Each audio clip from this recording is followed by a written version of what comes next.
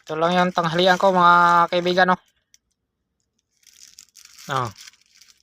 One rice lang. Reduce muna tayo ngayon ng rice. One rice at saka 2-piece chicken.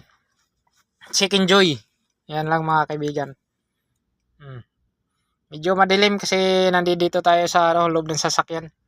Nandito na kasi tayo sa ospital. Nandun na yung bus ko sa taas. Nandito tayo sa basement ng Ortigas Hospital. Sige mga kaibigan, kakain muna ako. Kain tayo mga kaibigan.